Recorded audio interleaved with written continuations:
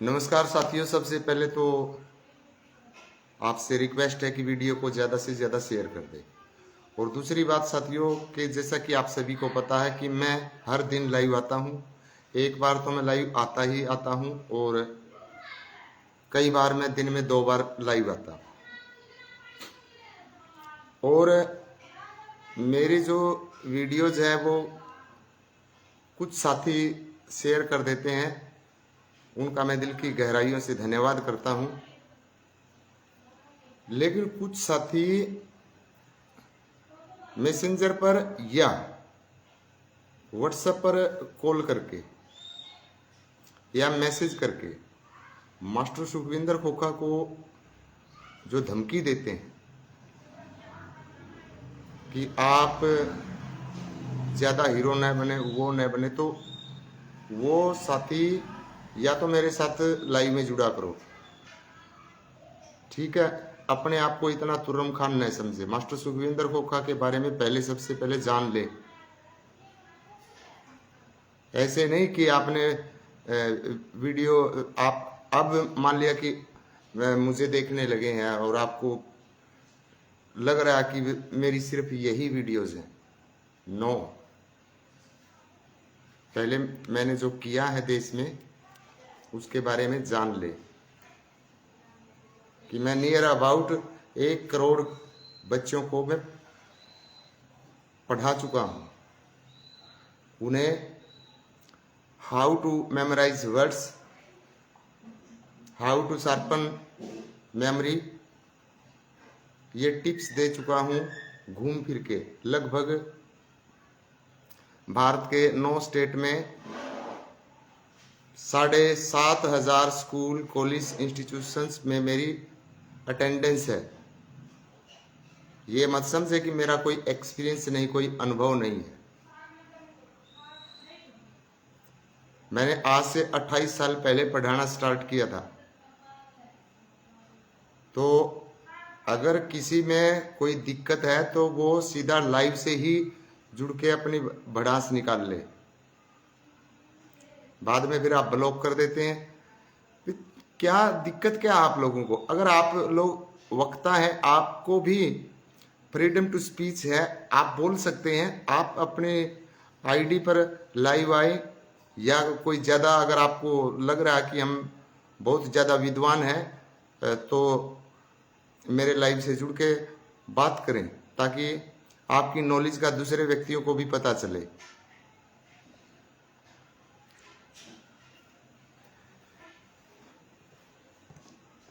और मैं इतना ये नहीं कि मेरा कोई एक्सपीरियंस नहीं है। कम्पिटिटिव एग्जाम देने का हरियाणा में सबसे ज़्यादा एक्सपीरियंस है तो मास्टर सुखविंदर खोखा का है। नोट कर लेना बात। बच्चों को आई टू आई कनेक्टेड यानी फेस टू फेस पढ़ाने का अगर रिकॉर्ड है तो वो मेरा है, and I can prove it. मैं इसे प्रूव कर सकता हूं।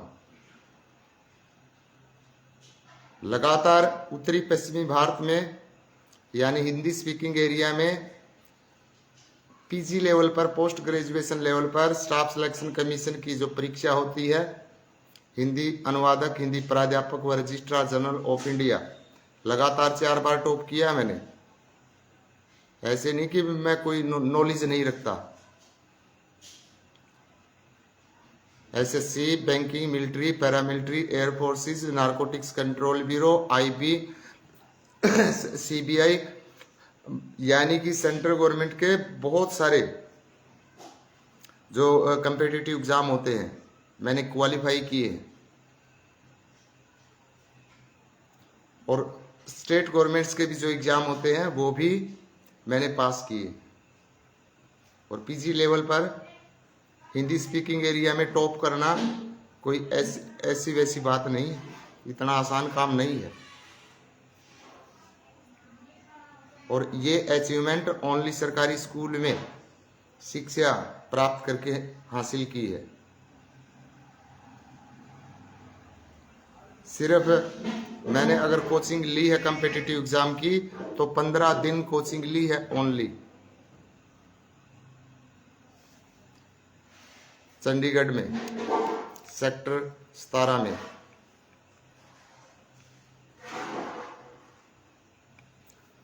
तो साथियों, आज जो देश का माहौल है, लोग अभी अभी एक पोस्ट देखी मैंने,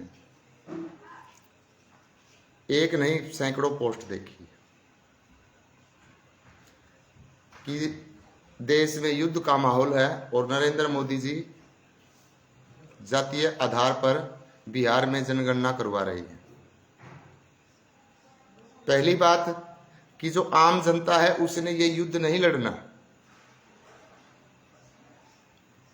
कि आम व्यक्ति जो हैं वो युद्ध लड़ने जाएंगे।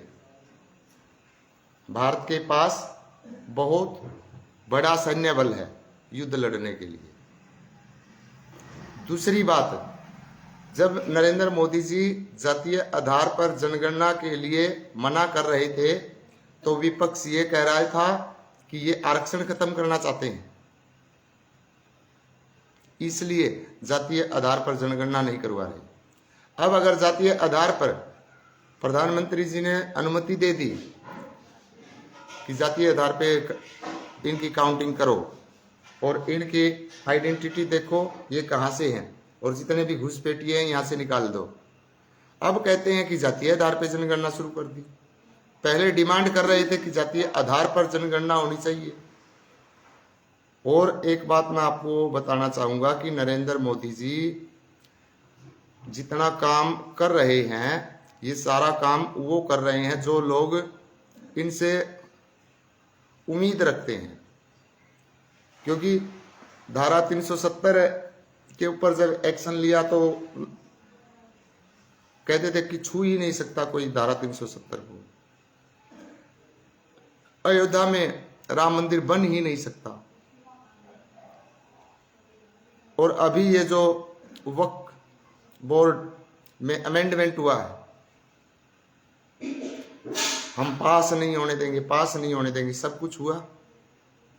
तो आप अपने जो देश को लीड कर रहे हैं, जो देश को चला रहे हैं, यशस्वी प्रधानमंत्री, उन्हें इतना कमजोर न समझे और उन्हें हम राय देंगे, हमारी राय की कोई जरूरत नहीं है। उनके पास बहुत विद्वान लोग बैठे हैं उनको राय देने के लिए।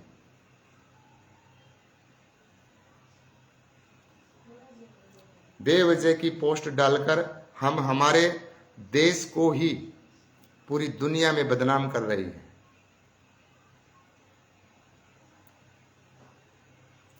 अब जो माहौल है डियर फ्रेंड्स, जिस प्रकार से आप सभी को पता है कि ये जो पहलगांव में आतंकी हमला हुआ है और धर्म पूछकर लोगों को मारा गया है, इसको भी जो विपक्ष है वो किस प्रकार से प्रस्तुत करना चाह रहा है कि ये नैरेटिव सेट किया जा रहा है भी, क्योंकि बिहार में इलेक्शन होना है और वोट लेने हैं। डियर फ्रेंड्स, अगर मोदी जी बार बार चुनाव जीतते हैं तो चुनाव जीतने का कारण डियर फ्रेंड्स मोदी जी के काम हैं। ये नहीं है कि मोदी जी दंगे करवाते हैं और चुनाव जीत जाते हैं। देश की जनता इतनी बेवकूफ नहीं है। उन्होंने काम किया है, उन्होंने गरीबों के दर्द को समझा है। वो देश की गरीब जनता के लिए ऐसी ऐसी योजनाएं लेकर आए हैं। आयुष्मान कार्ड की किसी ने कल्पना नहीं की थी। मोदी जी से पहले गरीब लोग हॉस्पिटल में जाने से कितना घबराते थे। बेड के ऊपर मरीज दम तोड़ देता था क्योंकि भारी भरकम फीस मांगी जाती थी कि इतने पैसे आप पहले जमा करवाएं, ऑपरेशन थिएटर में मरीज को तब लेकर जाएंगे। कितनी बड़ी समस्या का समाधान किया है। तो उनके काम को लोग पसंद करते हैं। उन्होंने गरीबी देखी है। उन्होंने ये थोड़ा ही कि उन्होंने बहुत बड़े घराने में वो पैदा हुए, भी उन्हें क्या पता गरीबी क्या होती है। वो ये देखें ना कि वो इतने गरीब घर में पैदा होकर और विश्व के टॉप लीडर्स में गए, तीसरी बार कंटिन्यू प्रधानमंत्री पद की शपथ ली है। ये जो जनता, ये बेवकूफ थोड़ी है। कोई आदमी इतने लंबे समय तक किसी को बेवकूफ थोड़ा ही बना सकता है। या तो 3 बार जवाहरलाल नेहरू प्रधानमंत्री रहे हैं, उसके बाद मोदी जी। उस समय जब नेहरू प्रधानमंत्री थे उस समय तो डियर फ्रेंड्स इतना विपक्ष था ही नहीं, क्योंकि कांग्रेस पुरानी पार्टी थी, 1885 से चली आ रही थी। और इन्होंने मतलब नेहरू फैमिली ने इतने सालों तक राज किया, मतलब एक बहुसंख्यक समाज को गुमराह किए रखा। पहले कांग्रेस पार्टी का चुनाव चिन्ह क्या था? हाथ के पंजे से पहले कांग्रेस पार्टी का चुनाव चिन्ह क्या था? आज की युवा जनरेशन जानती तक नहीं कि किस चुनाव चिन्ह से इमोशनल करके जनता से वोट लिए जाते थे। हाथ के पंजे से पहले कांग्रेस पार्टी का निशान था गाय और गाय का बछड़ा।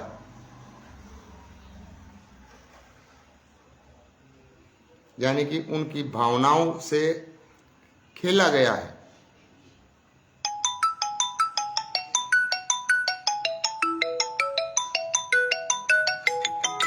ब्रेक बीच में कॉल आगे काटनी पड़ेगी।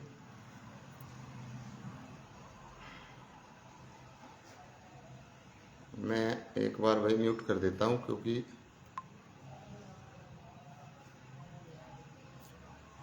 तो साथियों, जो देश का माहौल है, जो बहुत सारे लोग सोशल मीडिया पर, जो आजकल यूट्यूब चैनल चलाते हैं, फेसबुक पर पेज चलाते हैं, और जो हमें बहस दिखाई देती कि वहाँ पे बहस हो रही है, पब्लिक इकट्ठा हो जाती है, झूम, उनमें से 3-4 व्यक्ति पेड होते हैं।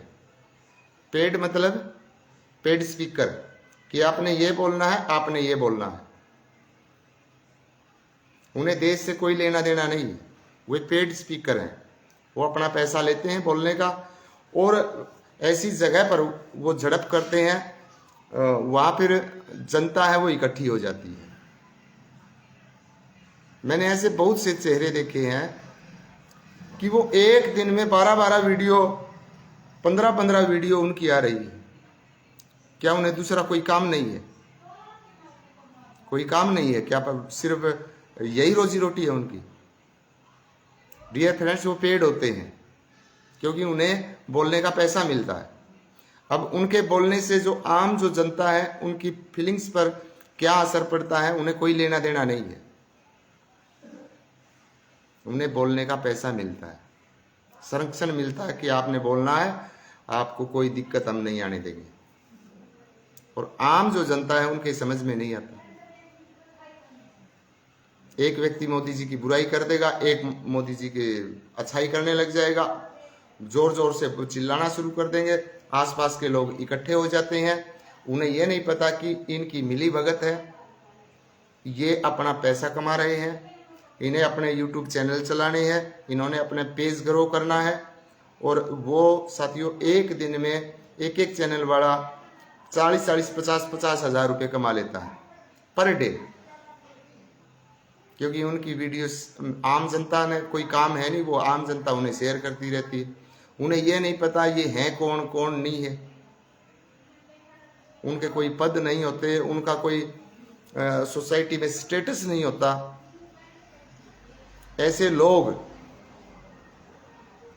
कैमरे के सामने आके बोल देते हैं, आम जो जनता है उसे फॉरवर्ड करती है, और जो ज़्यादा वायरल हो जाता है डियर फ्रेंड्स, उन्हें फिर बड़े न्यूज़ चैनल वाले भी हायर कर लेते हैं, भाई हमारे पास आ जाए, पैसे मिलेंगे।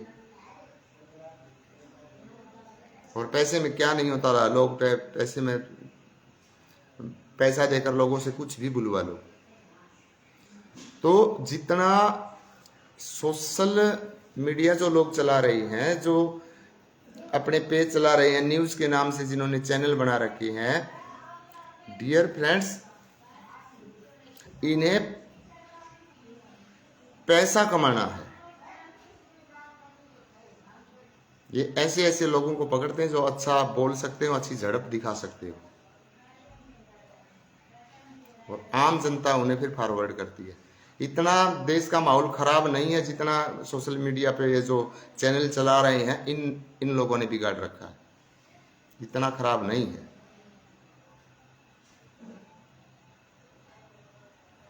कोई व्यक्ति सही में अगर कोई बात बताता है, पूरे लॉजिक के हिसाब से बताता है, उसे तो कोई फॉरवर्ड ही नहीं करता, कोई शेयर नहीं करता।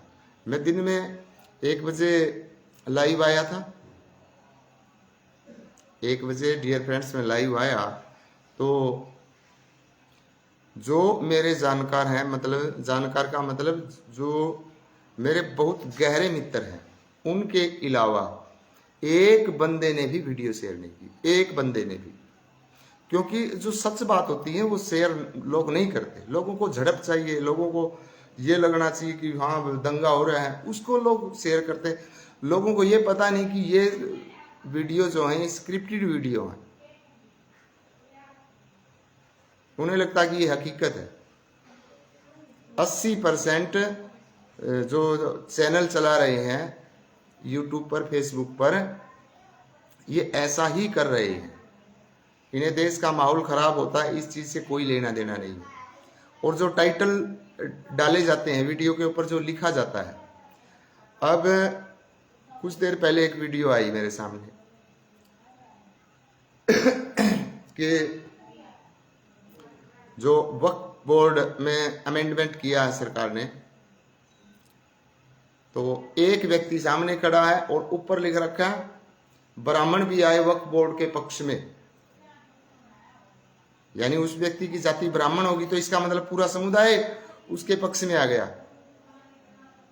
किसी जाति के 2 व्यक्ति बोल रहे हैं तो वो मीडिया वाले उस पूरी कम्युनिटी को क्यों लिखते हैं कि ये समाज इनके पक्ष में आ गया, इस समाज ने ये कह दिया, इस जाति ये कर रही है। जरूरी है ये चीजें लिखनी? बिल्कुल जरूरी नहीं है, लेकिन उनके लिए जरूरी है। क्यों? क्योंकि उससे उनकी टीआरपी बढ़ती है, उनको सपोर्ट मिलती है, उन्हें व्यूज मिलते हैं। जितने ज़्यादा व्यूज आएंगे उतना ज़्यादा पैसा आता है उन्हें, इसलिए वो लिखते हैं। और जो आम जनता है वो बेवकूफ़ है। तो जितने साथी इस लाइव ब्रॉडकास्ट को सुन रहे हैं, आई हम्बली रिक्वेस्ट वीडियो को ज़्यादा से ज़्यादा शेयर करें। और भाई कल मजदूर दिवस है, 1 मई को मजदूर दिवस मनाया जाता है। मैं पहले भी कई वीडियोस में बता चुका हूं कि जो बाबा साहब डॉक्टर भीमराव अंबेडकर, इन्होंने मजदूरों के लिए जो काम किया, ये काम अंग्रेजों के रहते हुए किया है। 1942 से और 1946 के दौरान जितने भी काम वो कर पाए, वो श्रम मंत्री होते थे, ब्रिटिश वाइसराय की जो कमेटी थी, या उनकी सरकार लगाओ, जहाँ कानून बनाए जाते थे, तो वहाँ पे श्रम कानून के तौर पे 1942 से और 1946 तक काम किया उन्होंने एज ए लेबर मिनिस्टर। तो जो 14 घंटे काम करवाते थे अंग्रेज कंपनियों में या अपने ऑफिसेज में, खदानों में, तो वो घटवाकर 8 घंटे करवाया। और जो बीमा है, बीमे के लिए काम किया, बहुत सारे काम किए। महिलाओं के लिए भी बहुत सारे काम, जैसे पहले जो प्रसव काल होता था, यानी कि जब महिला बच्चा पैदा करती थी तो छुट्टियों के पैसे काट लिए जाते थे, तो बाबा साहब ने वो उनकी जो छुट्टियां होती है, छुट्टी दिलवाने का काम किया, और छुट्टियों के दौरान जो पैसा मिलता है, इन सभी कामों के लिए बाबा साहब को श्रेय जाता है। डियर फ्रेंड्स, जिस व्यक्ति ने जो काम किया है उस काम की प्रशंसा करनी चाहिए, लेकिन इसका मतलब सिर्फ ये नहीं है कि मैं कोई यहाँ पर जातिगत बात कर रहा हूँ, क्योंकि जैसे मजदूर है वो हर जाति में होते हैं, तो उन्होंने सबके लिए काम किया है, कि कोई ऐसा नहीं कि वे आपने जो शेड्यूल कास्ट है, शेड्यूल ट्राइब्स है, ये तो बाद में वर्गीकरण हुआ है।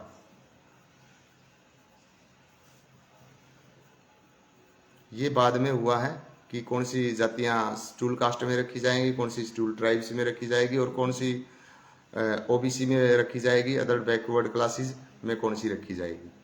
और जैसा कि आप सभी ने पता ही होगा, लेकिन अगर किसी साथी को नहीं पता है, या अगर पता भी है तो पुनः रिवाइज हो जाएगी बात की, डॉक्टर भीमराव अंबेडकर ने ओबीसी समाज के लिए आरक्षण की मांग की थी, आरक्षण नहीं दिलवा पाए, उन्होंने मंत्री पद से इस्तीफा भी दिया था। उन्हें जाकर मिला 1991 में। तब तक वो संघर्ष ही चलता रहा।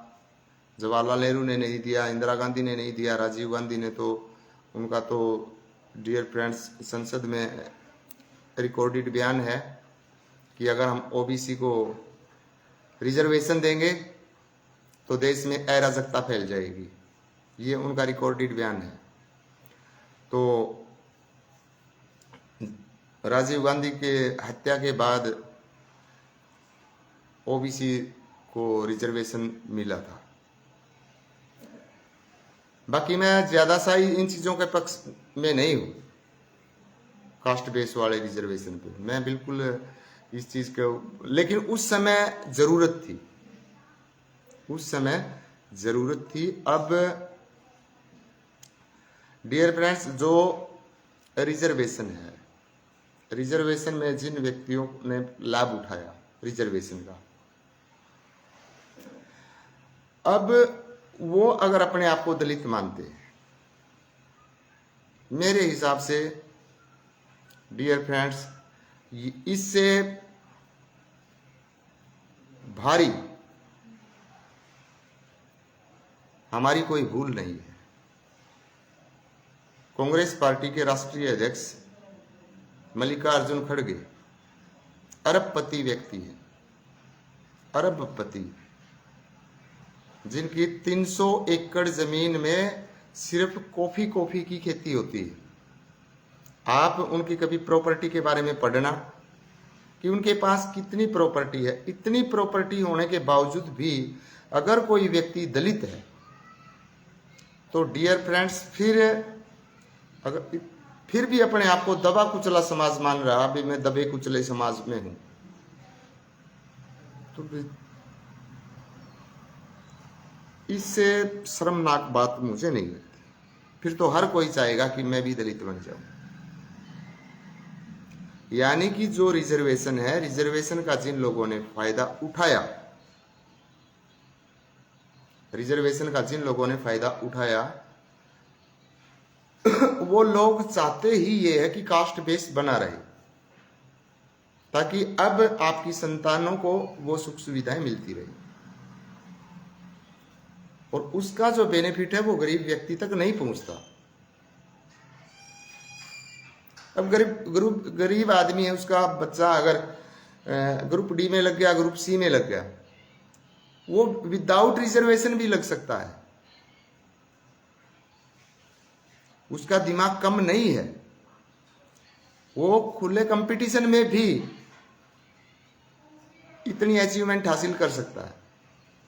और आपने देखा भी होगा कि अगर मैं गवर्नमेंट जॉब की बात करूं जैसे अभी रिजल्ट आया 2024 का, तो उसमें बहुत सारे बच्चे ऐसे भी हैं जिन्होंने कोचिंग नहीं ली और पहली बार में ही यूपीएससी क्वालिफाई कर दी। आपने ऐसी भी देखे होंगे कि माँ बाप रिक्शा चलाते हैं, उनके बच्चे आईएएस आईपीएस बन जाते हैं।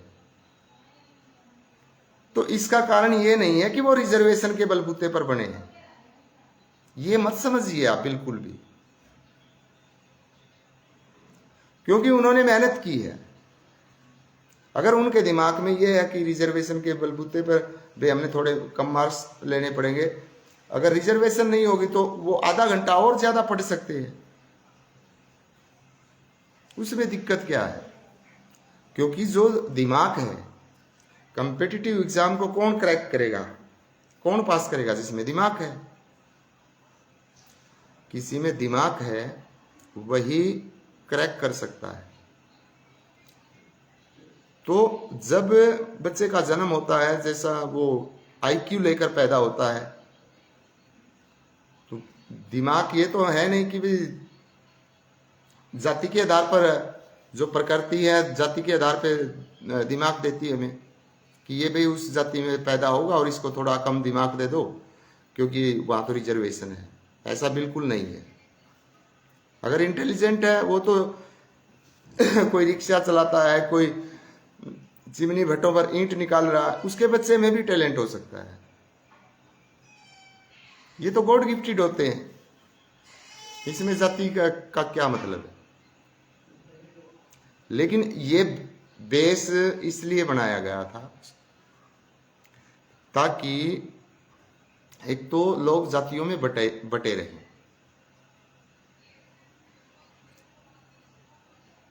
एक इनमें मतलब दूरियां बनी रहे, सदा इनमें भेदभाव रहे। अब जो व्यक्ति रिजर्वेशन से गवर्नमेंट जॉब लगता है उसके साथ डियर फ्रेंड्स भेदभाव होता है, ये कड़वी सच्चाई है। जो दूसरे हैं, जो जनरल कैटेगरी से में आते हैं, वे उनके साथ भेदभाव करते हैं। क्यों करते हैं? कि ये तो अपने रिजर्वेशन के कोटे से आया है, वो विदाउट रिजर्वेशन के कोटे भी जा सकता था, लेकिन ये भेदभाव बनाने के लिए एक सोची समझी साजिश है, इसके अलावा कुछ नहीं है।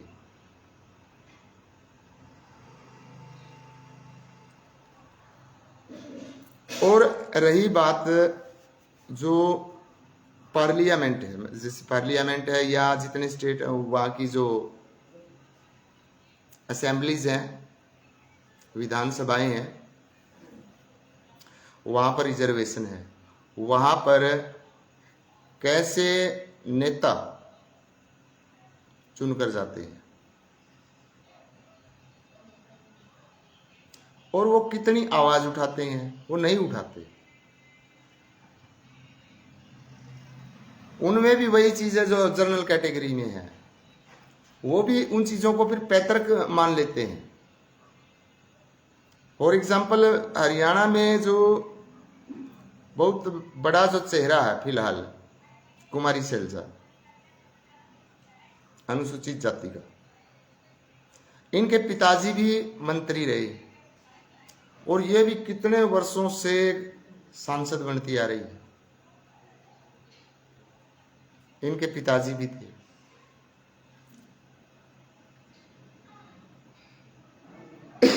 प्रॉपर्टी की कोई कमी नहीं है।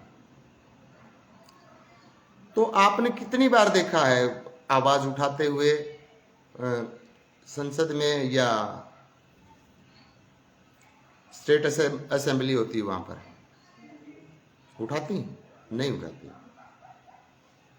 कब ये कहते हैं कि हम भाई अब हम समृद्ध हो चुके हैं और किसी गरीब को मिलना चाहिए मौका? देता कोई मौका? बिल्कुल भी नहीं। कोई आईएएस अधिकारी बन जाता है, वो कहता है कि अब मैं उस कैटेगरी से, उस दलदल से, मैं गरीबी से निकल गया हूं, मेरे बच्चों को मैं ये चीजें नहीं सिखाऊंगा कि रिजर्वेशन के बलबूते पे नौकरी लेनी है। नहीं सिखाया जाता। और उस बच्चे की मानसिकता भी यही बन जाती कि रिजर्वेशन है, रिजर्वेशन है। वो वैसे ही मेंटली रूप से एक तो अपने आप को हीन समझने लगता है कि हम छोटे हैं इसलिए हमें रिजर्वेशन मिली हुई है। नहीं डियर फ्रेंड्स, ओपन में फाइट कर सकते हैं। पढ़ाई कौन करता है? कौन व्यक्ति पढ़ता है? जिस व्यक्ति को जरूरत है। सरकारी नौकरी की लालसा कौन करता है? जिस व्यक्ति को जरूरत है। अगर किसी के पास 40 एकड़ जमीन है, क्या वो सरकारी नौकरी के लिए प्रयास करेगा? क्या जरूरत है? जरूरत क्या है मुझे?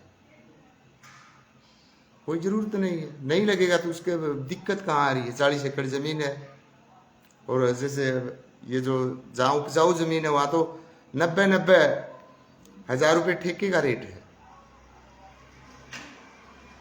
वो कोई बड़ा बिजनेस करेगा तो नहीं करेगा तो अपने आराम से बढ़िया कोठी बना के एसी वैसी लगा के ना आराम से सोएगा वो घर पे। काम करने के लिए मजदूर है। पढ़ाई सिर्फ वो करते हैं भाई, उन्हें दिखाई नहीं देता कुछ।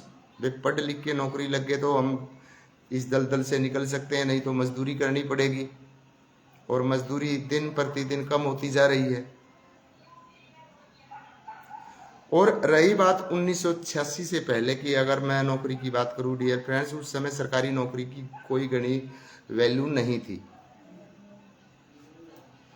1986 से पहले लोग सरकारी नौकरी छोड़कर आ जाते थे। क्यों आ जाते थे? सैलरी बहुत कम थी और काम करने के गांव में अवसर होते थे। वो कह देते थे कि इतने पैसे तो हम गांव में कमा लेंगे। फिर 1986 के बाद थोड़ा सा क्रेज बढ़ा। 1996 में थोड़ा और बढ़ा, 2006 के बाद और बढ़ा। नहीं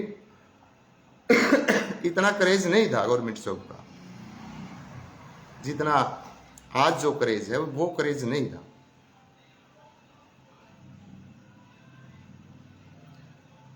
अगर वो क्रेज होता तो डियर फ्रेंड्स, जो मेरे दादाजी थे वो भी अच्छी खासी नौकरी लग सकते थे, लेकिन नहीं था क्रेज, क्योंकि वो पढ़े लिखे थे।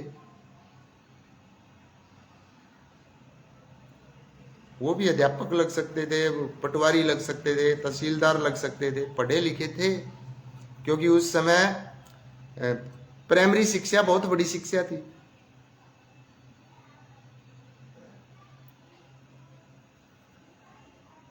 पांच पढ़ा हुआ व्यक्ति मतलब बहुत बड़ी शिक्षा थी वो। तो प्राइमरी शिक्षा मेरे दादाजी के पास थी, लेकिन क्रेज नहीं था नौकरी का, नहीं गए, नहीं जरूरत थी। आज जरूरत बन चुकी है, हर कास्ट के लिए जरूरत बन चुकी है। आज हम यहाँ दलित हैं, हम शूद्र हैं, हम ये हैं वो हैं, इन चीजों में उलझे पड़े हैं। जमाना कितना एडवांस हो चुका है, हम कहाँ पहुंच गए हैं, लेकिन दिमाग में वही पिछली बातें हैं। वो मैंने वो आज दिन में भी बताया था, चलो मैं दोबारा रिपीट कर देता हूं। भीमा, वो कौन सा गांव है, भीमा कोरेगांव, उसमें बोला महारों ने पेशवाओं का वो सल्तनत खत्म कर दी, बदला ले लिया अपना। अरे वो अंग्रेजों की लड़ाई थी। हद होती है लोगों को बेवकूफ बनाने की। एक यहाँ नैरेटिव सेट कर दिया कि अंग्रेज जाति पाति को नहीं मानते थे। अंग्रेज खुद तो जाति पाति को नहीं मानते थे, ये बात तो सही है, बट वो जाति पाति और धर्म में लड़ाने में एक्सपर्ट थे। बहुत तेज दिमाग था उन लोगों का, इसीलिए उन्होंने जितनी रेजिमेंट बनाई, जाति के आधार पे क्यों बनाई? जाति को वो नहीं मानते थे। फिर ये जाट रेजिमेंट, ये सिख रेजिमेंट, ये मराठा रेजिमेंट, ये महार रेजिमेंट, ये अहिर रेजिमेंट, इस प्रकार की 32 रेजिमेंट खड़ी कर दी उन्होंने। क्यों क्यों की थी वो, क्यों बनाई ऐसी कि अगर कहीं पर ब्राह्मणों से युद्ध करवाना है तो महार रेजिमेंट के सैनिकों का इस्तेमाल करेंगे। ये उनकी एक मतलब चाल थी, उनकी पॉलिसी थी, उनकी कूटनीति थी, डिप्लोमेसी थी कि इनको आपस में ही लड़ाएंगे।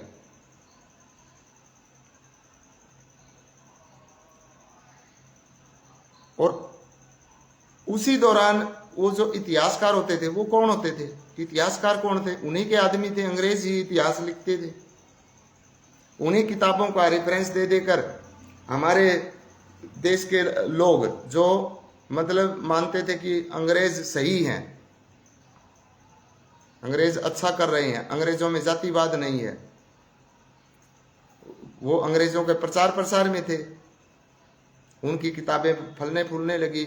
रेफरेंसेस कहाँ से उठाए? जो अंग्रेजों की किताब थी कि अंग्रेज उस राइटर ने ये लिख रखा, ये इतिहास हमारा 5000 साल तक हमारे यहाँ गले में हंडी लटकाए रखी।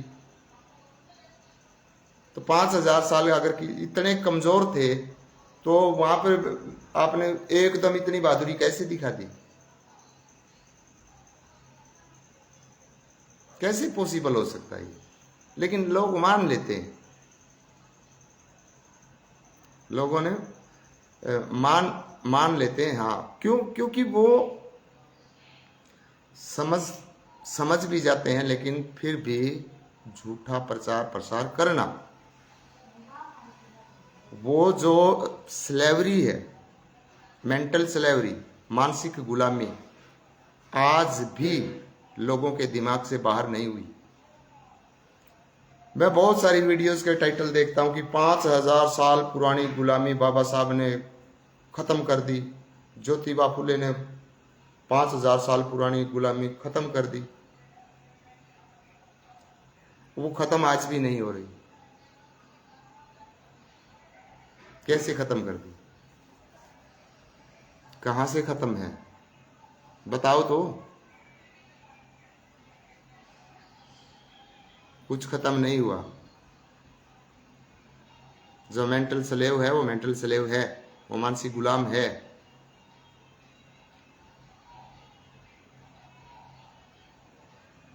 और मैंने ये प्रैक्टिकल तौर पे देखा है, मैं वैसे नहीं बोल रहा।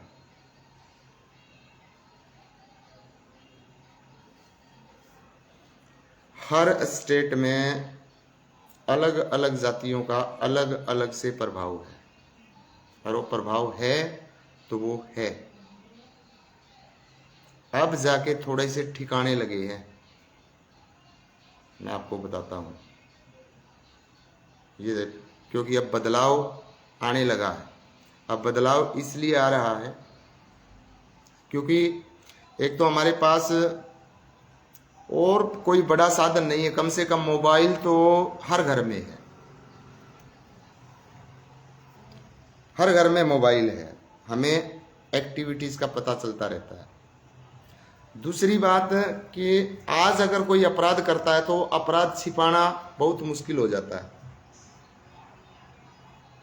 क्यों? क्योंकि कहीं ना कहीं सीसीटीवी फुटेज में वो आ ही जाता है। सीसीटीवी फुटेज में नहीं आता। अगर सीसीटीवी फुटेज में नहीं आता तो कहीं पर अगर कोई अपराध हो रहा है तो कोई ना कोई व्यक्ति वहां मोबाइल फोन वाला पहुंच जाता है, कोई ना कोई हिम्मत करके वीडियो बना लेता है।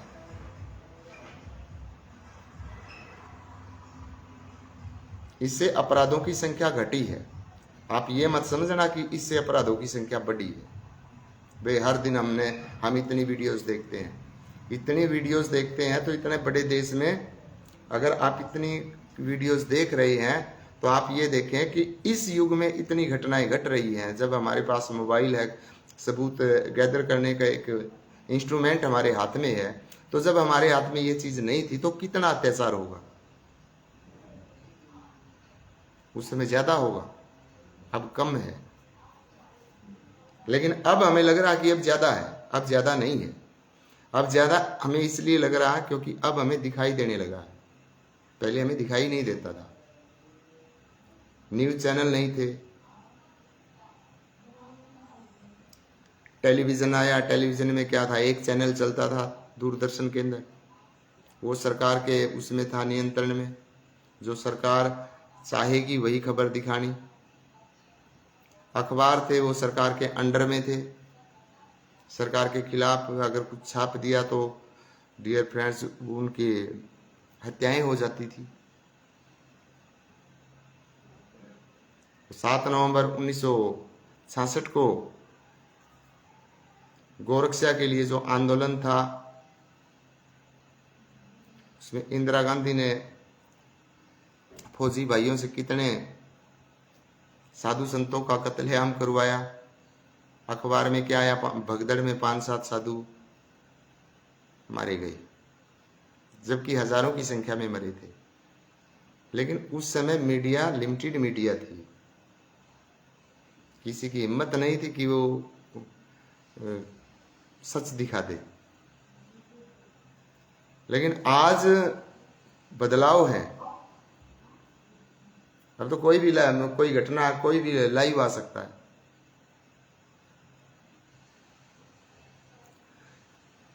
तो बदलते समय के अनुसार हमें बदलना चाहिए। अब जैसे कि बिहार में चुनाव है, मोदी जी ने क्या कहा था कि 1 नेशन 1 इलेक्शन, यानी कि पूरे देश में एक बार ही चुनाव होना चाहिए, जिसे लोकसभा का चुनाव भी साथ में हो और विधानसभा का चुनाव भी साथ में हो। विरोध किसने किया? विपक्ष ने। ऐसा नहीं हो सकता, ऐसा नहीं हो सकता। अब कोई घटना घट जाती है, अब डियर फ्रेंड्स भारत में इतने स्टेट हैं, अब हर साल 6 महीने में किसी न किसी स्टेट में तो चुनाव होता है। फिर कोई हमला हो जाता है तो कह देते हैं कि अब चुनाव नजदीक आ गए इसलिए हमला हुआ। तो आप एक बात भी, वो काम भी नहीं करने देते कि चुनाव एक बार में ही निपटा दिए जाए। भी 5 साल कम से कम ये चुनावी, ये तो नहीं होगा कि भी वहाँ चुनाव करवाने के लिए आतंकी हमले करवा दिए और देश का पैसा भी बचेगा, क्योंकि चुनाव में बहुत पैसा बर्बाद होता है। वो काम भी नहीं करने देते। फिर कोई घटना घट जाती है, फिर कह देते हैं कि चुनाव नज़दीक आ गए, उस स्टेट में चुनाव है, अब उस स्टेट में चुनाव है इसलिए ऐसा हो गया। तो ये 28 स्टेट हैं, सभी के अलग अलग चुनाव होते हैं। तो 5 साल में आप देख लें, 5 साल में चुनाव होता है, तो 28 स्टेट सभी के अलग अलग चुनाव होते हैं। तो हर 6 महीने साल में कहीं ना कहीं तो चुनाव है।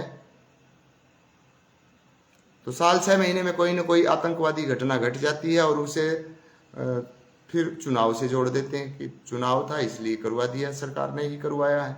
इस प्रकार की खबरें चलने लगती। तो फिर आप ये क्यों नहीं कहते कि चुनाव एक साथ होना चाहिए? यानी लोग एक मत पर डटते ही नहीं है। मोदी जी कितने दिनों से बिहार की जो जनगणना है वो जातीय आधार पे मना कर रहे थे, जातीय आधार पे जनगणना नहीं होगी। अब मोदी जी ने मंजूरी दे दी, जातीय आधार पे कर लो। अब कहने लगे कि जातीय आधार पे जनगणना करवा रहे हैं मोदी जी, देश में युद्ध का माहौल है। तो युद्ध करने कोई जो गांव में बैठा वो युद्ध करने थोड़ा जाएगा। भारत के पास मिलिट्री, पैरा मिलिट्री कितने जवान हैं, युद्ध उन्होंने लड़ना है, या जो हम घर पर बैठे हम जाएंगे वहां पे लाठी लेके, या जब तक ये झड़प चलेगी तब तक पूरे देश के काम रोक दिए जाएं। युद्ध लड़ने के लिए सैन्य बल है, 3 प्रकार की हमारी सेना है, युद्ध लड़ना उनका काम है, आम जनता का काम नहीं है। या अब जब तक युद्ध नहीं होता, जब तक फैसला नहीं आता, सारे काम धंधे ठप कर दिए जाएं, बैठ जाएं घर पे कि हम युद्ध देखेंगे लाइव। हद होती है यार, कोई बात जो करने का कोई वो तो हो। अच्छा, जब मोदी जी ये कह रहे थे कि जातीय आधार पे बंद कर दो जनगणना, फिर नैरेटिव क्या सेट कर दिया कि ये आरक्षण खत्म करना चाहती है सरकार, इसलिए जातीय आधार पे जनगणना नहीं कर रही। अब जातीय आधार पे करवा रहे हैं तो कह रहे हैं अब इन्हें जातियों की पड़ी है, देश में युद्ध का माहौल है। कहने का मतलब नरेंद्र मोदी जी ने कोई भी मुद्दा नहीं छोड़ रखा विकास के मामले में। भाई अब जिसने काम नहीं है करना, उसका तो क्या इलाज है। काम करने वाले के पास काम की कोई कमी नहीं है। सरकारी नौकरी हर किसी को नहीं मिल सकती, सरकार चाहे किसी की भी आ जाओ, इस बात को सारे मानते हैं कि इतनी बड़ी आबादी में सभी को गवर्नमेंट जॉब कौन सी सरकार दे देगी। किसके पास ऐसा फार्मूला है सभी को सरकारी दफ्तरों में बैठा देगी। और लोग सरकारी नौकरी को ही सबसे बड़ी नौकरी क्यों मानते हैं? क्यों मानते हैं? क्योंकि काम कम करना पड़ता है, पहली बात।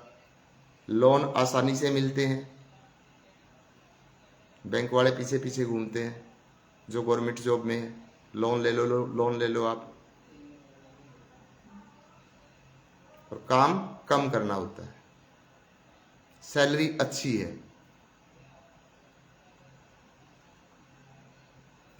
नहीं डियर फ्रेंड्स, आज जिस युग में हम हैं, प्राइवेट जॉब में क्या पैसा नहीं मिलता? प्राइवेट जॉब करने वाले तो डियर फ्रेंड्स सरकारी जॉब करने वाले से बहुत ज्यादा पैसा लेते हैं, लेकिन उनमें टैलेंट है, टैलेंट को पैसा दिया जाता है। अब कोई प्राइवेट कंपनी है वो टैलेंट के हिसाब से पैसा देती है। जो बच्चे आईआईटी करके निकलते हैं वो गवर्नमेंट जॉब करते हैं या प्राइवेट कंपनियों में जाते हैं, और प्राइवेट कंपनियों में जाते हैं और उन्हें बड़े बड़े पैकेज मिलते हैं। लेकिन हमारी मानसिकता सेट कर दी सरकारी नौकरी सरकारी नौकरी। अगर आज किसी व्यक्ति में टैलेंट है, अगर किसी भी व्यक्ति में टैलेंट है, चाहे वो अनपढ़ है, मैंने ऐसे हजारों लोग देखे हैं, मैंने देखे हैं। वैसे तो हमारे देश में लाखों ऐसे लोग हैं जो सोशल मीडिया से को ही जिन्होंने रोजगार बनाया। एक तो यहाँ बिहार से है, लक्ष्मण चौहान के नाम से उनका पेज है, इंस्टाग्राम पे आईडी है, यूट्यूब पे चैनल है। चिमनी भट्टों पर काम करता है। जितना पैसा वो कमाता है ना चिमनी भट्टे वाला, उससे 10 गुना पैसे कमाता है वो। और वो वहां पे पथेरा है, ईंट निकालता है। उसकी कमाई इतनी है कि चिमनी भट्टा वाला नहीं कमा सकता। तो कमाने वाले तो पैसे कमा रहे हैं। अब वो पढ़ा लिखा है क्या? नहीं है पढ़ा लिखा। क्योंकि पढ़ा लिखा होता तो सरकारी नौकरी के चक्कर में होता। क्या करेंगी उसके आगे सरकारी नौकरी? वो पर डे उसके 15-20 हजार रुपए से ज्यादा रुपए आते हैं पर डे। सरकारी नौकरी की तरफ देखेगा वो। और ऐसे एक नहीं, लाखों हैं। ऐसे लाखों हैं, लाखों लोग ऐसे हैं जो अपनी वेबसाइट चला के मंथली करोड़ों रुपए कमा रहे हैं। सरकारी नौकरी की तरफ देखेंगे वो। हमारा माइंडसेट पता नहीं कैसा हो गया कि रोजगार नहीं है, रोजगार नहीं है, रोजगार नहीं है। भाई सरकारी नौकरी सभी को नहीं मिलनी, इस बात को एक्सेप्ट कर ले। अगर किसी बच्चे ने सरकारी नौकरी करनी है, अच्छे से कंपटीशन की तैयारी करे, और उसमें चाहे रिजर्वेशन हो चाहे न हो, पढ़ने वाला बच्चा तो ओपन में भी फाइट कर लेगा। ना ज्यादा से इसके मतलब चिमट के बैठो, ना अपने बच्चे की मेंटलिटी को डाउन करो कि हम दलित हैं, हम दलित हैं। हमारा कोटा है, बाबा साहब ने कोटा दिया था, ये इससे कमजोर होता है डियर फ्रेंड्स बच्चे का दिमाग। मैं ये नहीं कहता बाबा साहब के जो काम है वो बताओ, बाबा साहब के अलावा दूसरे जो महापुरुष हुए हैं उनके काम भी बताओ। आपने तो जातियों में बांट लिए, दूसरे महापुरुष हैं उन्होंने काम नहीं किया, उन्होंने भी तो काम किया है।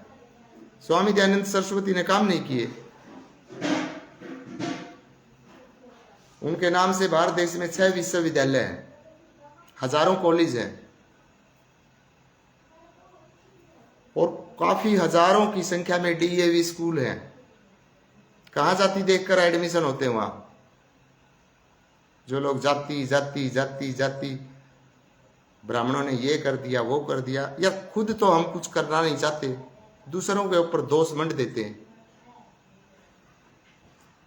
स्वामी दयानंद सरस्वती विश्वविद्यालय में बताओ कौन सा जाति बेस पे एडमिशन होता है कि आपकी ये कास्ट आपका एडमिशन नहीं होगा, किसी को रोका गया हो। जितने गुरुकुल चल रहे हैं स्वामी दयानंद सरस्वती के, लड़कियों के लिए अलग से, और सिर्फ पढ़ाई पढ़ाई नहीं कराई जाती, लड़कियों को सेल्फ डिफेंस भी सिखाया जाता है। जो लोग कहते हैं ना यार ज्योतिबा फुले को वो बना दो विद्या की देवी, ज्योतिबा फुले को कैसे बना देंगे यार विद्या की देवी? अंग्रेजी पढ़नी आती थी तो अंग्रेजी जिसे पढ़नी आती है, अंग्रेजी जिसे पढ़ाना आता है वो विद्या की देवी होगी? या अंग्रेजी पढ़ना लिखना ही विद्या की देवी कहलाता है? और कोई विद्या नहीं है। कोई चिनाई का मिस्त्री है, अनपढ़ है और वो बहुत जबरदस्त बिल्डिंग बनाता है, विद्या नहीं है उसके पास, वो विद्या में नहीं आता।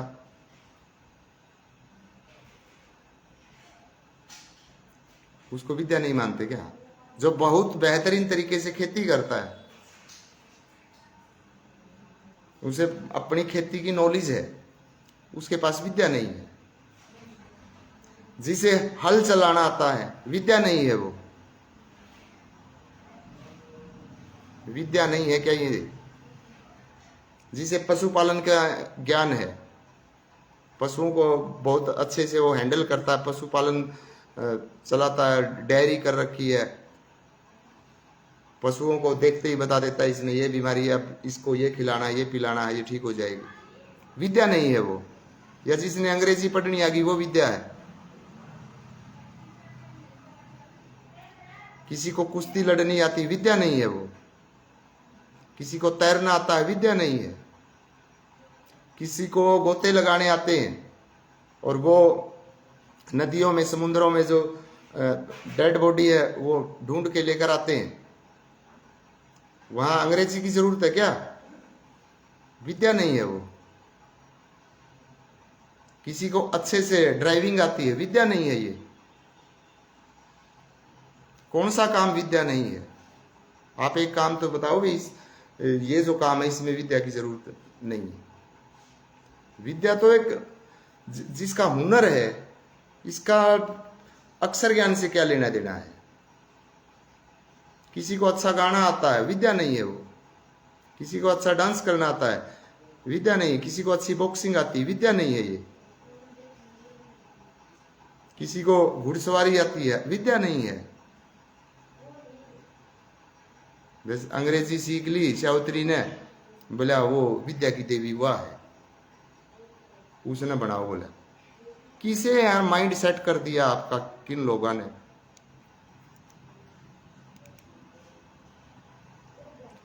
और जो ज्योतिबा फुले थे डियर फ्रेंड, ज्योतिबा फुले अंग्रेजों के मिशनरी स्कूलों में पढ़ाते थे और अंग्रेजों ने जरूरत थी कि हम मिशनरी स्कूल हो, उन्हें ऐसे बंदे चाहिए थे जो उनका प्रचार प्रसार करे, और ज्योतिबा फुले ने वही काम किया। उन्होंने खुद ने मिशनरी एजुकेशन हासिल की, मिशनरी स्कूल में मैट्रिक पास की, फिर वो अध्यापक बन गए।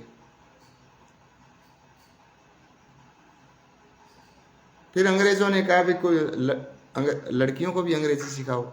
मतलब मेरी नज़र में तो कोई टीचर है नहीं, तो बोला अपनी घरवाली को थोड़ा बहुत घर पे पढ़ा दो, वो सिखा देगी थोड़ी बहुत। उसने घर पे पढ़ा दिया, अंग्रेजी पढ़नी आ गई, वो भी टीचर बन गई, वो लड़कियों को अंग्रेजी पढ़ाना उसने शुरू कर दिया। बोला उसके ऊपर वो फेंके जाते थे, कीचड़ फेंक दिया, ये कर दिया, चलो फेंक का होगा। मीराबाई ने कितने ताने सहे हैं, मीराबाई दिखाई नहीं देती। वो मीराबाई तो उससे पहले की होगी। और मीराबाई ने गुरु किसको बनाया था? रविदास जी महाराज को। क्या वो छोटी कास्ट से थी? क्या दलित थी वो राजा की लड़की थी। उसने तो नहीं सोचा ये तो चमार जाति का, मैं इसे गुरु नहीं बनाऊंगी। मीराबाई ने तो जाति नहीं देखी रविदास जी महाराज की। कितना संघर्ष किया होगा मीराबाई ने, कितने ताने सुने होंगे, जहर तक मीराबाई को पिला दिया था।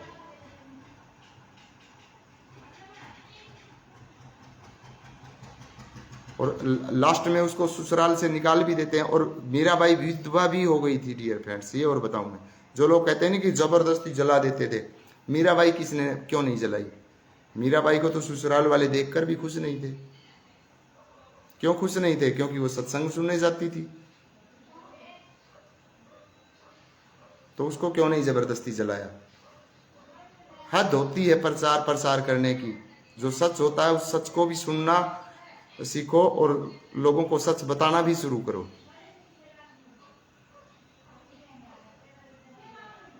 तो मीराबाई ने यातनाएं नहीं सहन की क्या? मीराबाई में विद्या नहीं थी क्या?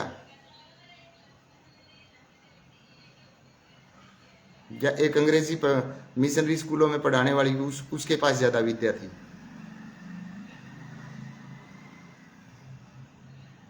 हमारे दिमाग में जाति नाम का एक ऐसा वायरस छोड़ दिया है, हम उस जहर को बाहर ही नहीं निकाल पाते।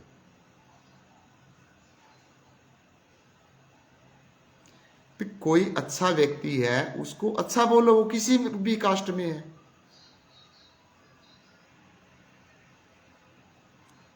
बहन मायावती की जान ब्राह्मण ने बचाई, कोई नहीं बोलता।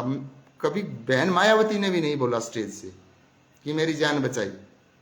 और बेचारा वो जो था ब्रह्मदत्त द्विवेदी, उनका मर्डर हो गया ठीक 1 साल के बाद, इसी दुश्मनाई के चलते। उसने तो नहीं सोचा कि ये दलित है, मैं इसकी जान नहीं बचाऊं। और मायावती अपने दुश्मनों को धूल चटाने में नाकामयाब रही। वो तो उसके दुश्मन थे जो मायावती को किडनैप करके मुलायम सिंह यादव के फार्म हाउस पर लेने के लिए आए थे। सिर्फ मायावती के 5 विधायक को उठाकर ले गए वो जो आए थे हमलावर। मायावती को ब्रह्मदत्त द्विवेदी ने नहीं उठाने दिया।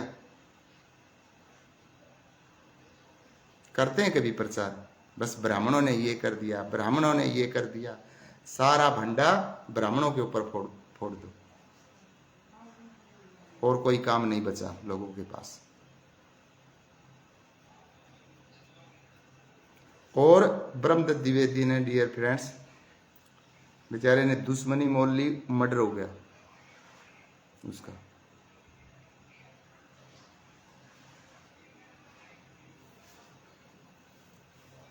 मायावती उनके मर्डर करने वालों को जेल की सलाखों में नहीं डाल पाई, जिसने जान बचाई थी।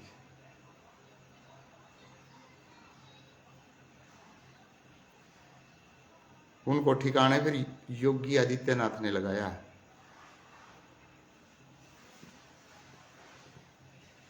अब धरती पे नहीं है वो, अब वो चले गए बेहतर उलों के पास। ये काम करने में सफल योगी जी हुए हैं। तो सच को मानना सीख लो और सच को बोलना सीख लो, सच को आगे बढ़ाना सीखो। जो सही है उसे सही कहो, गलत है उसे गलत कहो। किसी कास्ट बेस पे कोई बात न करें। अब एक ब्राह्मण है, मैंने देखी एक वीडियो, जो मीडिया वाले होते कैसे टाइटल लिखते हैं। वो एक ब्राह्मण होगा, उसने बोल दिया कि मैं वक्फ बोर्ड के पक्ष में हूँ, मुसलमानों को इनका हक मिलना चाहिए। तो अगले ने क्या लिख दिया, ब्राह्मण आए मुसलमानों के पक्ष में। ये ऐसे टाइटल क्यों देते हैं? ताकि उनकी टीआरपी बढ़े, उन्हें ज्यादा से ज्यादा लोग देखें। अब एक ब्राह्मण के खड़ा होने से पूरा ब्राह्मण समाज लग गया क्या उसके पीछे? ये टाइटल ही है, इस तरीके से लिखते हैं। 2-4 जाट अगर इकट्ठे हो गए, अब राकेश टिकैत पाकिस्तान की भाषा बोल रहा है, पूरे देश को पता है। तो मैंने एक वीडियो देखी, किसान की बजाय जाट वर्ड इस्तेमाल किया पत्रकारों ने। क्यों? क्योंकि ये कास्ट क्यों लिखते हैं? कास्ट इसलिए लिखते हैं कि कास्ट के हिसाब से लोग ज्यादा देखते हैं। नहीं, किसान भी लिख सकते थे, बट किसानों ने उसका राकेश टिकैत का विरोध कर दिया। अब शर्म की बात यह है, क्या जो किसान है, किसान जाट ही है? ऐसा तो नहीं है।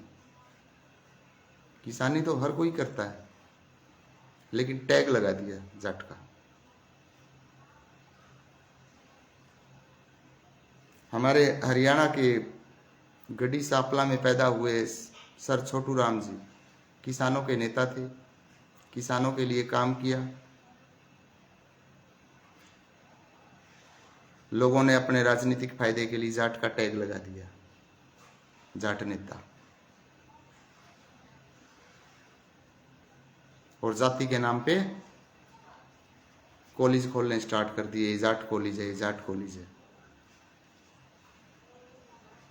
क्या स्वामी दयानंद सरस्वती के नाम से कोई जाति के नाम पे, स्वामी दयानंद सरस्वती की क्या जाति थी, क्या उनके नाम से जाति के नाम से कोई गुरुकुल खोला गया? कोई यूनिवर्सिटी, विश्वविद्यालय, कॉलेज, स्कूल बना है? नहीं बना, और बनना भी नहीं चाहिए। क्योंकि जो महापुरुष होते हैं डियर फ्रेंड्स, वो तो जाति को तोड़ने के लिए आते हैं, लेकिन फिर उन्हीं के फॉलोवर उन्हीं को एक अपने फायदे के लिए उसी में फंसा देते हैं। रविदास जी महाराज जातिवाद के खिलाफ थे, मूर्ति पूजा के खिलाफ थे। लोगों ने उन्हीं को जाति का टैग दे दिया, उन्हीं की मूर्ति पूजा करने लगे। कैसे नैरेटिव सेट करते हैं लोग। अच्छा, एक और प्रचार प्रसार करते हैं कि मंदिरों में नहीं जाना चाहिए। बिल्कुल, मैं आपकी बात से सहमत हूं, नहीं जाना चाहिए। फिर मंदिरों में नहीं जाना चाहिए, ये बात जब रविदास मंदिर बनता है तो वहां क्यों नहीं बोलते? भाई मंदिर का क्या करोगे, वहां क्यों नहीं बोलते? यानी सभी ने अपने अपने बांट लिए अलग अलग।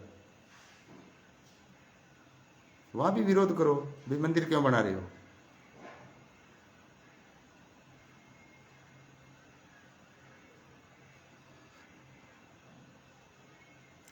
सनातन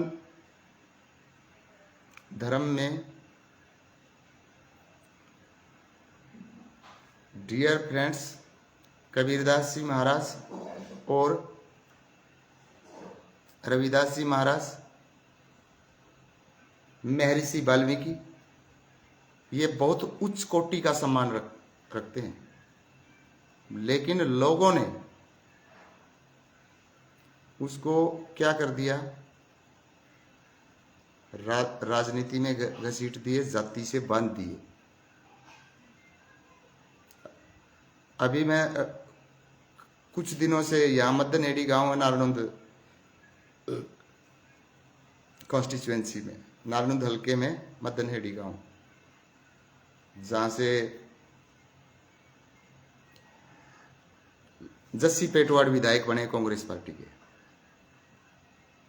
तो मदन हेड़ी के वाल्मीकि समाज ने वोट नहीं दिए होंगे। अब उनका डियर फ्रेंड्स बहिष्कार कर रखा है। कई दिन से वीडियोज आ रही है, कई दिन से वीडियोज आ रही हैं कि 80 घरों को वे नए पानी बंद कर दिया, उनका दुकानों से सामान बंद करवा दिया।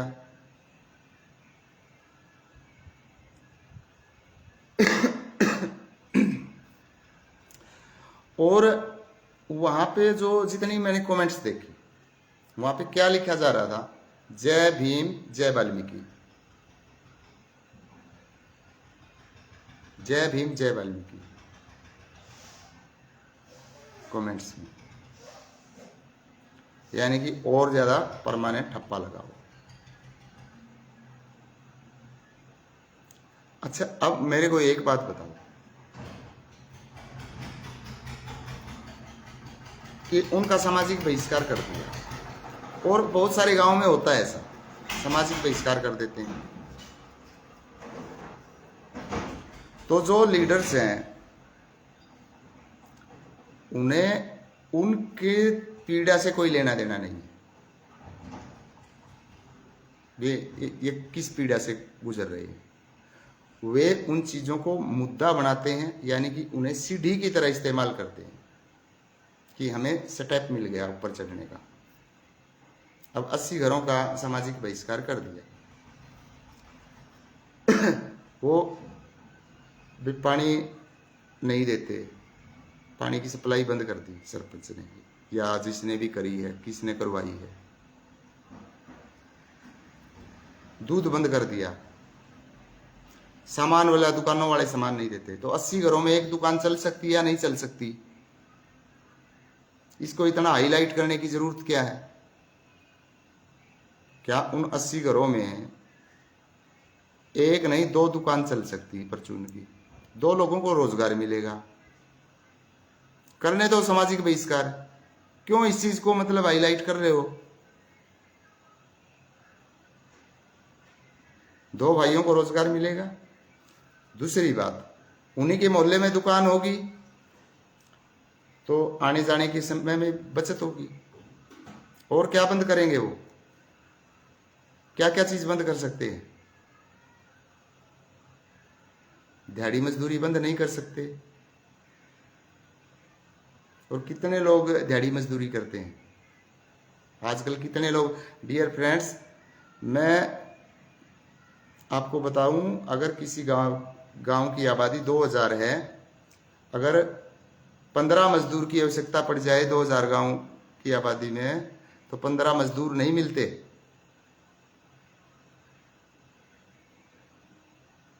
पंद्रह मजदूर नहीं मिलते। लोग ताश खेल लेंगे लेकिन काम नहीं करेंगे। जो साथी ये काम करते हैं उन्हें पता भी है, कोई मिस्त्री हो उसने ही पता है कि गांव में मतलब मजदूर मिलने कितने मुश्किल है, नहीं मिलते। सामाजिक बहिष्कार से कुछ रुकावटें पैदा नहीं होती, ये मुद्दे बनाए जाते हैं। और जो लोग राजनीति करते हैं उन्हें इन चीजों की सख्त जरूरत है, सख्त जरूरत कि इसको हाईलाइट करें, भाई हमारे साथ अत्याचार हो रहा है, हमारे साथ भेदभाव हो। बहुत सारे लोग कह रहे हैं SC/ST एक्ट लगवा दो, पंचायती फैसला नहीं करना, वो नहीं करना, ये नहीं करना। फिर क्या हो जाएगा? किसके ऊपर लगवाएंगे? होगा क्या? मैंने देख लिया SC/ST एक्ट में क्या है।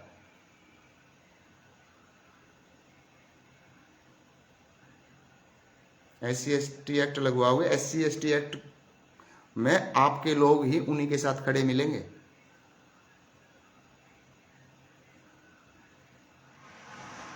या आपस का जो मतलब आप सेल्फ डिपेंडेंट बने, कोई आपका विरोध करता करने दो, कोई भूखा नहीं मरता।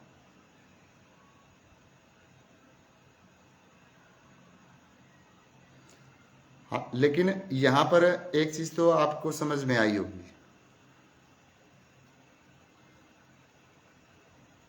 कि जातिवाद है, और जातिवाद को खत्म कौन नहीं करना चाहता?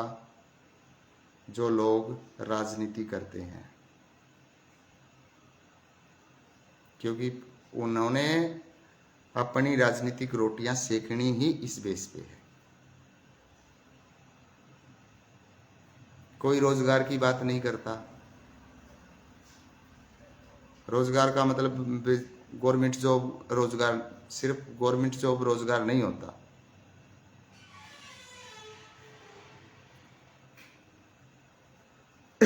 गवर्नमेंट जॉब है वो रोजगार है नहीं, काम धंधे बहुत है।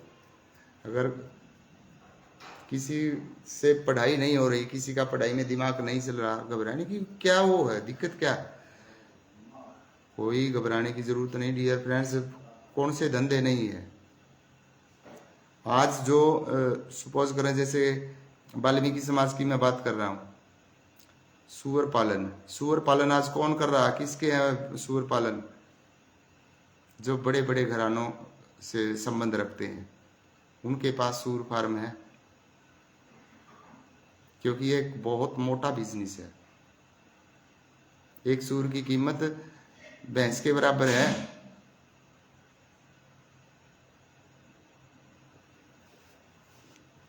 क्या करेगी गवर्नमेंट जॉब?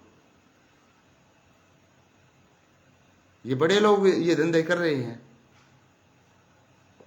ये धंधे बड़े लोग कर रहे हैं, और नीच जातियां इनको बता रही हैं नीच जातियां हैं। कमाल की बात है। आज इतने पोल्ट्री फार्म है, किसके हैं वो पोल्ट्री फार्म? दलितों के हैं। उनके पास बेचारों को खुद को रहने के लिए जगह नहीं है, उनके कहां पोल्ट्री फार्म होंगे? किन के हैं? जो जनरल कैटेगरी में आते हैं, जो अपने आप को कहते हैं हम उच्च जाति के हैं, उनके पोल्ट्री फार्म है। धंधा कौन सा है? मीट का। तो अगर कर्म के आधार पे ऊंच नीच बनाई थी, तो अब वो जो धंधे है वो कौन कर रहे हैं? चमड़े का काम आज किसका है? कितने चमार भाई ऐसे हैं जो चमड़े का काम करते हैं? आज बड़े बड़े उद्योगपति चमड़े का काम करते हैं, क्योंकि ये बहुत बड़ा बिजनेस है। पहले क्या था, भी मशीनें नहीं थी, सारा काम हाथ से करना होता था। आज मशीनें हैं। पहले के लघु उद्योग होते थे, अब लघु उद्योग खत्म हो चुके हैं। लघु उद्योग का मतलब घर पे ही अपना उद्योग होता था। कोई कपड़ा बुनता था, अपने घर पे बुनता था।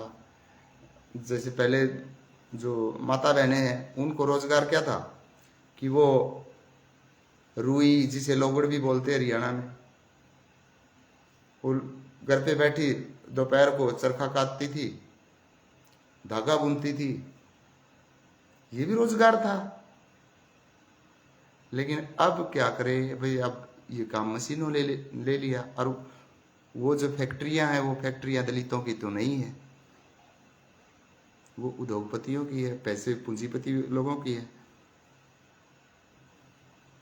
लोहे का काम था, जैसे लोहार होते थे गांव में, आज क्या काम बचा है उनके पास? बेचारों के पास कोई काम नहीं बचा। क्यों? क्योंकि बड़ी बड़ी मशीनें आ गई, फैक्ट्रियां से सारा काम होता है। तो समय बदल गया है, और हमने भी समय के अनुसार बदलना चाहिए। हमें भी आधुनिकता की ओर बढ़ना चाहिए, न कि पीछे की ओर जाना चाहिए। अगर कोई हमारा रास्ता बंद कर देता है, तो ये मत सोचो कि उसके रास्ता बंद करने से आपकी जिंदगी का रास्ता बंद हो गया। ऐसा बिल्कुल नहीं है। अगर एक रास्ता बंद होता है, तो आपके पास दिमाग बुद्धि दे रखी है। एक रास्ता बंद होता तो कुदरत आपके लिए 10 रास्ते खोल देती है।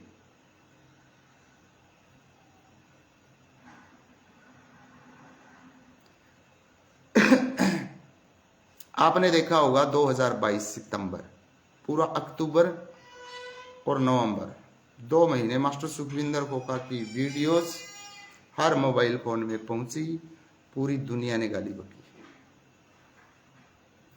पूरे हरियाणा में मेरे परिवार के सदस्य और एक चिंटू कुलताना से, जिसने मेरे पक्ष में खुल के समर्थन किया था कि मास्टर सुखविंदर खोखा बहुत अच्छा इंसान है, इसके साथ लोग नाइंसाफी कर रहे हैं। उसके अलावा मेरा कोई रिलेटिव्स, कोई रिश्तेदार, जिस कम्युनिटी में मैं पैदा हुआ हूं, उस कम्युनिटी के लोग कोई समर्थन में नहीं उतरा।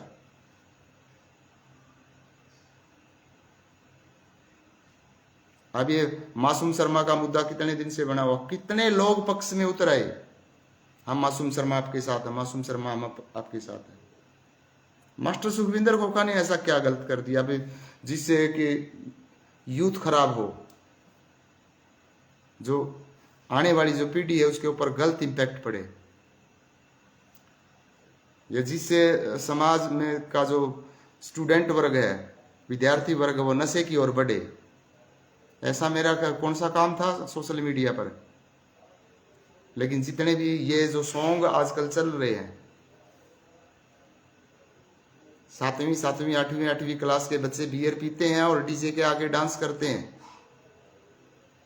फिर उन्हें चस्का लग जाता है। कौन बिगाड़ रहा है? कल्चर को नष्ट कौन कर रहा है? और पूरा समाज क्या कहता है? हम आपकी सपोर्ट में हैं, हम आपकी सपोर्ट में हैं, जय हरियाणा, जय हरियाणवी, ऐसे नारे लगते हैं। मेरा ऐसा कौन सा एपिसोड था जिससे कि बच्चे उस दिशा में जाएं? लेकिन विरोध किया ना, किसी ने साथ नहीं दिया। लेकिन फिर क्या, मैंने सुसाइड कर लिया, भी कोई साथ नहीं दे रहा। सोशल बायोकाट किया गया गांव के द्वारा, गांव में बैठा हूं, हर दिन लाइव आता हूं। अब गांव यही है, उखाड़ लो, क्या उखाड़ेगा? अपने स्टैंड पे बने रहो, लोग विरोध करेंगे, करने दो, जो आप कर रहे हैं वो करते जाओ। एक दिन वही लोग आपके फॉलोवर्स बने मिलेंगे जो आज विरोध कर रहे हैं। लेकिन हौसले बुलंद रखें। मैं मेरी लड़ाई को मेरी लड़ाई मानकर नहीं लड़ रहा।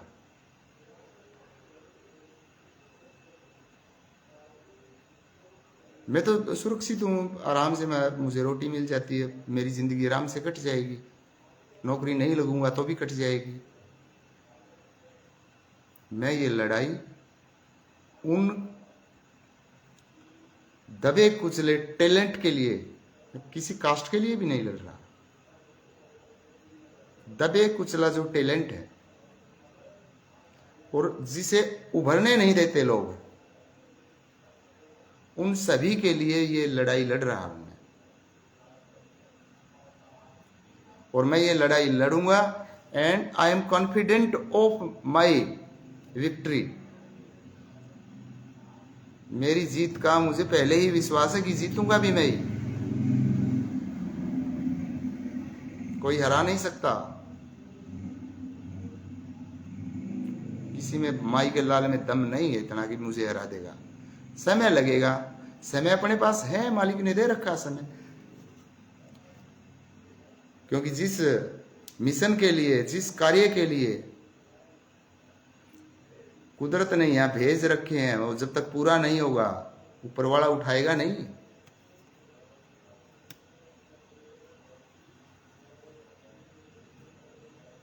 तो इतना कॉन्फिडेंस रखो।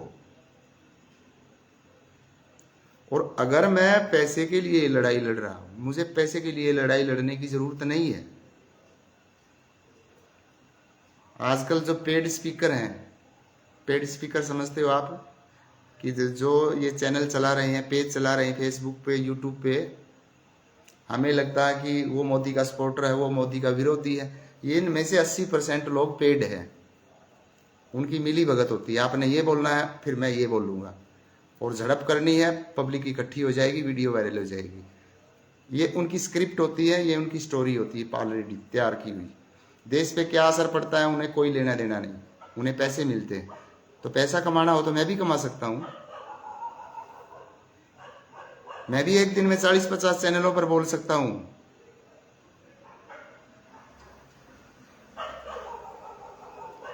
मान लिया कि 10 चैनल वाले इकट्ठे कर लिए मैंने, 500 रुपए ले लिए, 5,000 हो गए। तो मैं अब क्या दिन में 5 बार नहीं बोल सकता, 1 घंटा नहीं बोल सकता? मेरी कैपेसिटी तो ये है कि मैं पूरा दिन बोल सकता हूँ। एक दिन में 10,000 वीडियो मैं डलवा सकता हूँ लोगों से, और 10,000 वीडियो के अगर एक वीडियो के मैं 500 रुपए लूं तो कितने रुपए मैं एक दिन में कमा सकता हूं?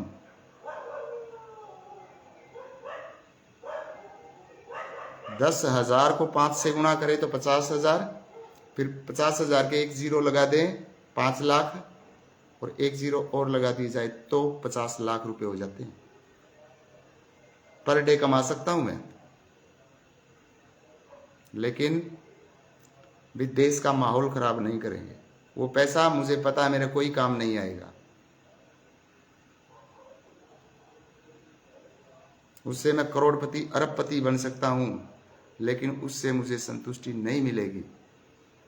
मैंने बहुत सारे अरबपतियों को, जिन्होंने धोखाधड़ी से इस प्रकार से छीना झपटी करके मतलब पैसा इकट्ठा किया, उनकी मौत इतनी दर्दनाक होती है डियर फ्रेंड्स। अब नियर अबाउट 1 महीने पहले की घटना है कि 5 अरबपति व्यक्तियों की डेड बॉडी ही नहीं मिल गई। क्या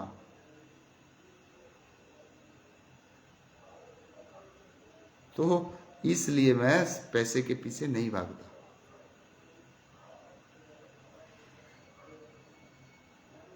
नहीं, पैसा कमाना मुझे आता है, मुझे पता कैसी वीडियो लोग शेयर करेंगे। मैं अच्छी वीडियो बनाता हूँ, एक भी शेयर नहीं मिलेगा जब मैं ये लाइव काटूंगा, 100% गारंटी मेरी।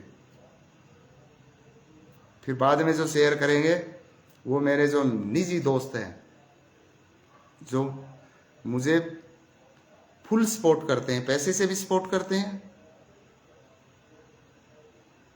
और मुझे सोशल मीडिया पर भी सपोर्ट करते हैं। सिर्फ वही शेयर करेंगे, इसके अलावा कोई नहीं शेयर करेगा। और दुर्भाग्य की बात यह है कि उनमें से मेरा कोई रिलेटिव नहीं है। मैंने आज तक मेरी जितनी भी रिश्तेदारियां हैं, मैंने सिर्फ मेरे भांजा है अमन, उसकी आईडी पर तो मैं मेरी वीडियो शेयर देखता हूं, उसके अलावा मैंने किसी की आईडी पर मेरी वीडियो शेयर नहीं देखी, किसी की आईडी पर भी। शेयर को तो छोड़िए, लाइक भी नहीं देखी। और ऐसा सिर्फ मेरे साथ नहीं होता, सभी के साथ ऐसा होता है। जिस समय संघर्ष करता है ना इंसान, उसे अकेला ही चलना पड़ता है। जो लोग कहते हैं ना हम बाबा साहब को मानते हैं, बाबा साहब के रियल जीवन को आपने कभी देखा ही नहीं, पढ़ा ही नहीं।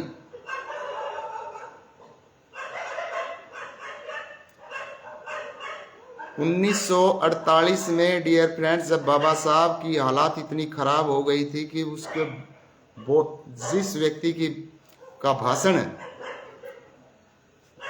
लाखों लोगों में उमंग पैदा कर देता था, 1948 में उसकी जबान बीमारी की वजह से उनकी जबान तुतलाने लगी थी, बोलने तक की हिम्मत नहीं रही। उस दौर में उसके किसी भी रिलेटिव ने, यहां तक कि उसके खुद के बेटे ने भी उसका साथ नहीं दिया। जो आज कहते हैं ना समाज समाज समाज की बात करते हैं, उसके किसी भी समाज के साथी ने उसका कोऑपरेट नहीं किया। एक ब्राह्मण की लड़की जो डॉक्टर थी, जब उन्होंने उसकी तरफ देखा, बाबा साहब की तरफ, वो उनसे प्रभावित थी कि देखिए इतना पढ़ा लिखा आदमी, इतना संघर्ष करे, आज इसके साथ कोई नहीं। उस लड़की ने उसका हाथ थामा कि मैं आपका साथ दूंगी, और लोगों ने उसी देवी समान महिला को बदनाम किया। किसने बदनाम किया? डॉक्टर भीमराव अंबेडकर के फैमिली ने। आरोप लगाया कि इसी ने मारा है इसको। और ये भाषण मैं बचपन में सुना करता था। आज भी आप YouTube पर देख सकते हैं, इतनी आपको लाखों वीडियो मिल जाएगी कि डॉक्टर सविता ने डॉक्टर भीमराव अंबेडकर को मारा था। बोल के देख लेना, कितनी वीडियो निकल के आएंगी। जिस महिला ने अपना जीवन उस व्यक्ति के लिए कुर्बान कर दिया, उसके ऊपर कितने लांछन लगाए, लेकिन उसने हिम्मत नहीं हारी। उसने कहा मैं आप टेंशन मत लो, जो ताने मार रहे हैं मारने दो। लोगों ने डॉक्टर भीमराव अंबेडकर को खूब कोसा कि आप ब्राह्मणवाद के खिलाफ थे, आपने ब्राह्मण लड़की से शादी कर ली, आप ढोंग कर रहे थे, आप ये कर रहे थे। अरे अच्छा आदमी तो किसी भी कास्ट में हो सकता है।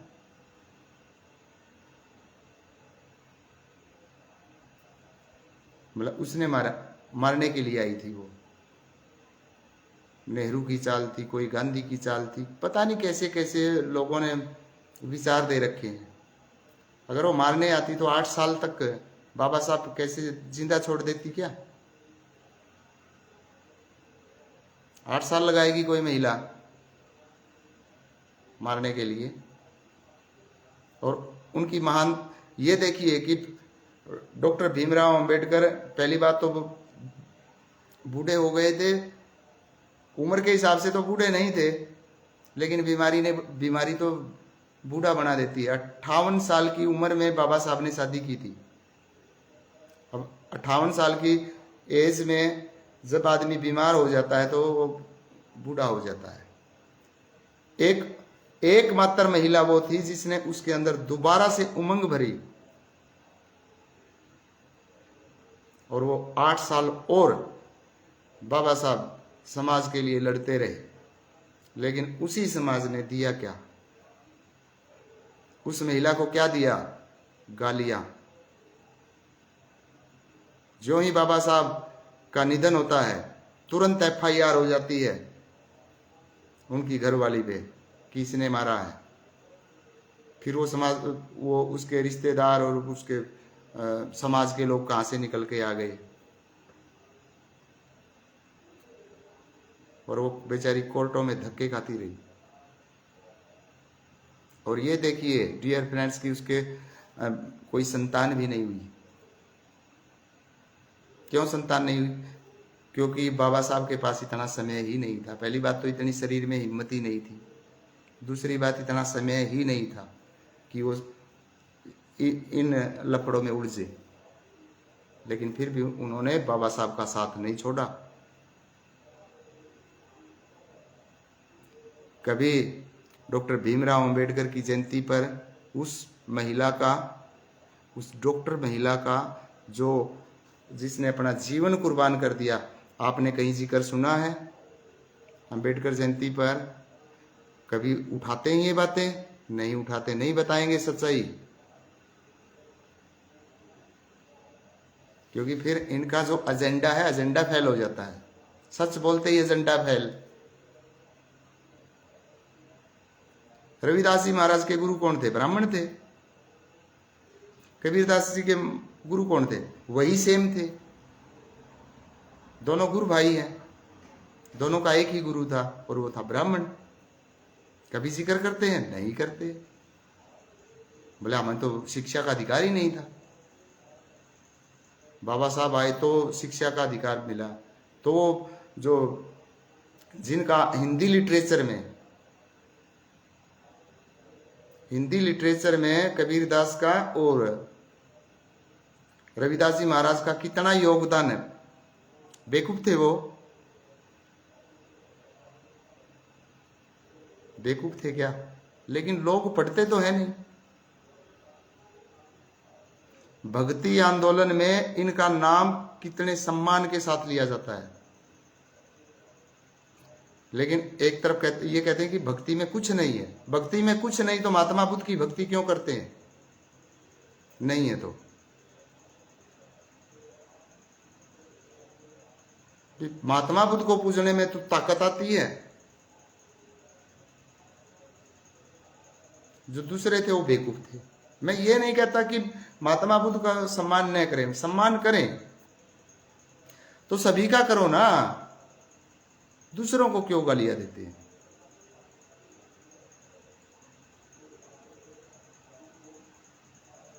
दूसरों को गालियां देना तो गलत है ना।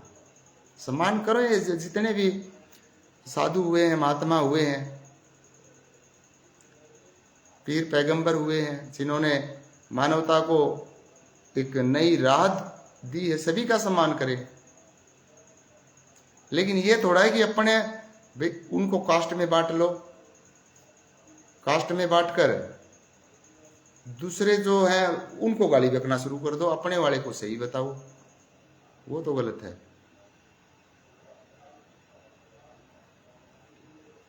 चंद्रगुप्त मौर्य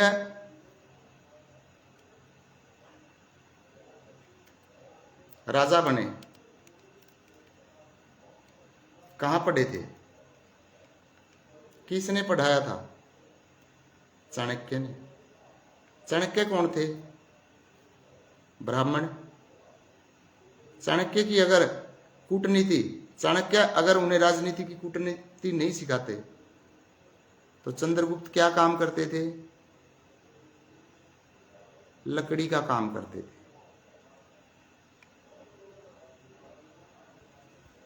जंगलों से लकड़ी काट कर लाते थे और अपने मालिक के मतलब उन्हें सेवक कह लो, गुलाम कह लो या नौकर कह लो, कोई वर्ड दे लो आप, वो थे। क्या चाणक्य जी ने उसकी जाति देखी थी? जाति पूछी थी कि कौन सी जाति का तू? वो उन्हें तक्षशिला विद्यापीठ में चाणक्य प्रोफेसर थे, वहां पर लेकर गए, उनका एडमिशन करवाया और उन्हें सारी कूटनीति सिखाई, युद्ध की कला सिखाई और वो राजा बने। ठीक फिर उनके बाद उनका बेटा बिंबिसार आया, बिंबिसार के बाद सम्राट अशोक आया। अगर चंद्रगुप्त मौर्य नहीं होता तो सम्राट अशोक कहां से आ जाता? वो राजवंश में कैसे, उनका राज कहां से आ जाता? अगर उनके दादा का राज नहीं होता तो अशोक का राज कहां से आता? सम्राट अशोक के कहते हैं, सम्राट अशोक के हम भगत हैं, उन्होंने बुद्ध का धर्म अपना लिया, बुद्ध के शरण में चले गए। तो फिर जो उन्हें राज दिलाने वाले हैं, जो उन्हें पढ़ाने वाले हैं, राजनीति का पूरा ज्ञान जिन्होंने मतलब डिप्लोमेसी सिखाई, कूटनीति सिखाई, चाणक्य जी ने, उनका अपमान क्यों करते हैं? उनके गुरु का अपमान क्यों करते हैं? तो साथियों, आज के लाइव में बस इतना ही। कल मिलता हूं दिन में लगभग 1 बजे। जय हिंद, जय भारत।